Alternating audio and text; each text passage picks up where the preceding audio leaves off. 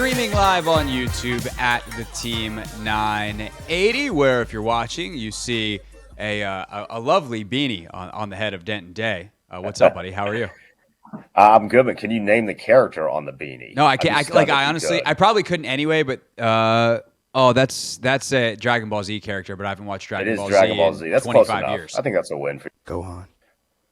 Okay, Anthony just gave me the answer. Gohan.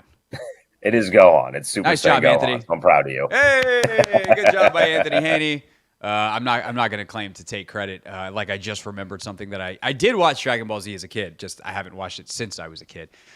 Anyway, we don't have you on to talk Dragon Ball Z characters. We do have you on to talk college prospects. Of course, so many of you know Denton as the producer of the Kevin Sheehan Show and as someone who hosted our Burgundy and Gold Game Day live show and has hosted Overtime and all the different things on 106.7 The Fan, the Team 980. But he's also a big part of what SiriusXM does on the college football side of things. So Daniel Jeremiah just put out his mock draft. He's got Drake Maye going number 2 to Washington. Do you have an early favorite of these top quarterbacks? And for you, like, what is the group? Is it Williams, everybody else, Williams, Maye Daniels? Like, how deep is your top echelon of QBs?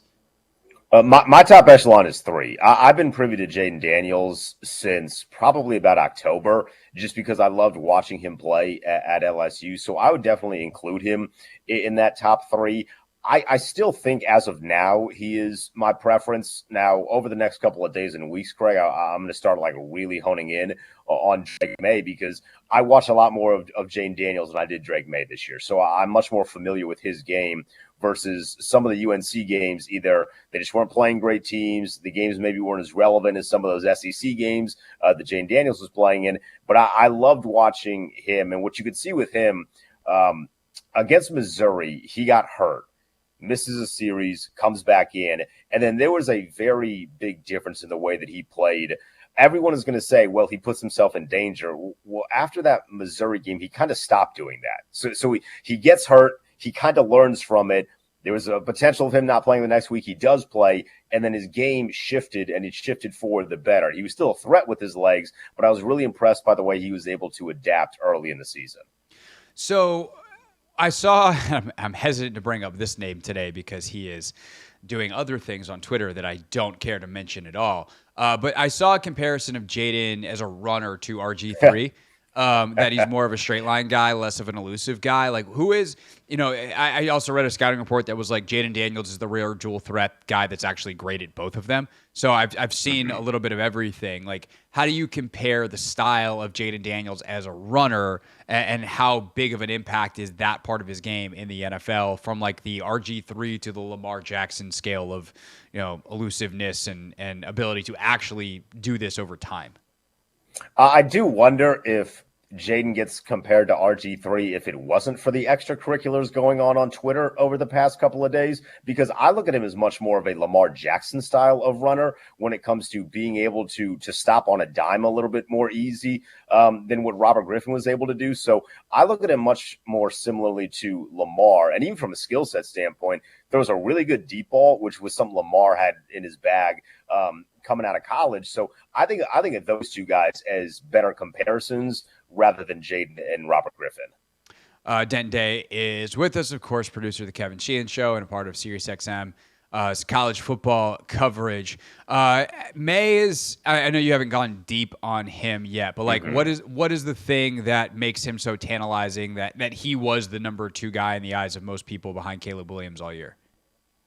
He's tall. I think height is a huge factor with him. He's about 6'4", and he can, the ease that he makes certain throws, which in college, I'm sure the field is set up a little differently and the ball is placed a little differently. So some of the throws are in college are actually a little longer than you would anticipate in the NFL, but he didn't really have issues with some of those far hash throws, which is really impressive. And when you look at that UNC roster, they're not nearly as talented as like a USC was or like an LSU was. So he was doing it with a little lesser guys that maybe aren't going to be playing as frequently on Sundays, but some of the throws he was making, there didn't seem to be windows that were too tight for him.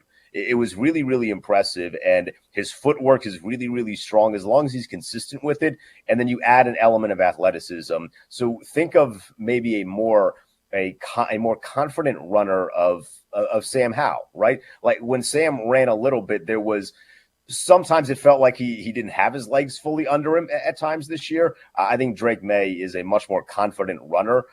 So I've in the small sample size of things that I've seen from him, and I did watch him this year, but in the small sample size, you see some things where you're like, all right, I understand why scouts and teams are going to fall in love with him. And I think as they look at more film and as they get to meet the kid, I think you're going to fall more and more in love with him. He comes from a really good family, a sports family. I think that's going to help him in this process. Yeah, I was watching a little bit of stuff on him earlier, and Colt McCoy was doing a breakdown, and he threw like a far hash slot fade, so like balls on the left hash, and slot receiver to the right, and that's kind of like in the NFL, you're throwing that to the outside, but there's a lot more space to miss. And he did miss. And so the things like that I think are going to be really interesting in the interview process, but they're going to dissect the hell out of his tape. So it's going to be interesting. Where are you at on Caleb Williams? Like, is he your number one guy overall, or are you like actually a fan? Like if Chicago takes Williams, you're like sick. Now we get to take Daniels or, maybe Maye at the end, but Daniels is actually your number one guy.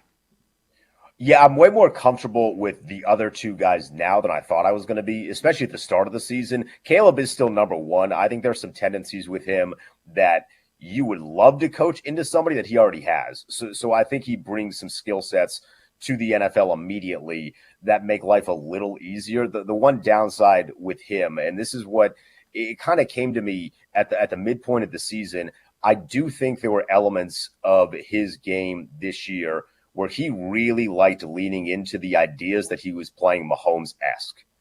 So I think he looked off like very early reads in order to do the thing where he dances around in the pocket, similar to what we see Mahomes do, and then come up with a big play rather than just something that'll pick up a couple of yards. You live to see the next down and keep the chain moving. And we know that works in college, especially in the beginning of the season when you're playing lesser opponents. But as the opponents got better, when you start looking at Utah, which had great pass rushers, and Notre Dame, which had great pass rushers and really good defenses, those plays were a little more hard to come by. So I think he leaned into that a little too much this season. So I do think there are going to be some teams that knock him for that. But I do still see him as the number one overall quarterback. Yeah, his talent is otherworldly. So is his lack of ability to not be on schedule.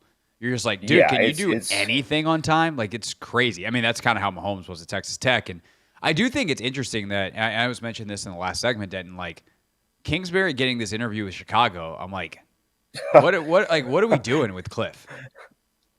Is there anybody that has made more money from just being in the right place? Like, oh, we saw him out to dinner once with Sean McVay. Here's the head coaching job of the Arizona Cardinals after you had just gotten fired at Texas Tech. And for his 2 alma weeks, mater, where he was a legend. Right. And he was for 2 weeks like the offensive coordinator at USC, never coached there. And then all of a sudden he gets a head coaching job. And then he goes back to USC to hang out with Caleb Williams for a year. And now he might get an OC job in the NFL. That man, I don't know what he's done or like if he's involved in witchcraft or something, but it's working. Yeah, I mean, good for him. Good for Cliff.